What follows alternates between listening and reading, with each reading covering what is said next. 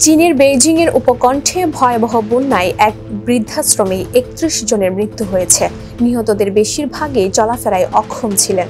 বৃহস্পতিবার এক প্রতিবেদনে তথ্য জানিয়েছে ব্রিটিশ সংবাদ মাধ্যম বিবিসি। সংবাদ মাধ্যমটি বলছে, মিউন জেলায় অবস্থিত ওই বৃদ্ধাশ্রম বা নার্সিং হোমে পানির উচ্চতা বুক সমান হয়ে যাওয়ার পর উদ্ধারকারী দল সেখানে পৌঁছায়। ভিডিও ফুটেজে দেখা যায় জরুরি সেবা কর্মীরা পানিতে হেঁটে আটকে পড়াদের উদ্ধারের চেষ্টা করছেন।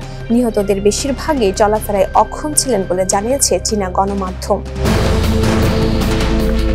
স্থানীয় প্রশাসন স্বীকার করেছে, জরুরি পরিকল্পনায় ঘাটতি ছিল এবং এই ঘটনা তাদের জন্য একটি বেদনাদায়ক শিক্ষা ও সতর্কবার্তা হিসেবে কাজ করেছে।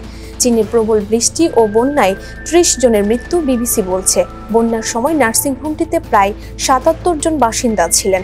পানির উচ্চতা প্রায় ২ মিটার বা ৬ ফুট হয়ে যাওয়ায় এদের মধ্যে প্রায় ৪০ জন সেখানে আটকে পড়েন বলে জানিয়েছে চীনা সংবাদ মাধ্যম।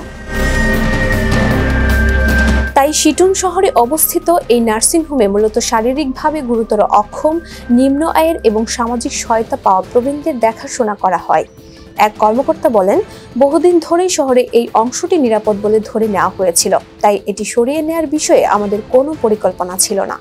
এই ঘটনা প্রমাণ করে আমাদের জরুরি পরিকল্পনায় ফাঁক-ফোকর ছিল। আমরা চরম আবহাওয়ার ঝুঁকি সম্পর্কে যথেষ্ট সচেতন ছিলাম না। এই বেদনাদায়ক অভিজ্ঞতা আমাদের জন্য সতর্ক বার্তা হয়ে এসেছে। ফারহানা প্রীতি, রাজধানী টেলিভিশন।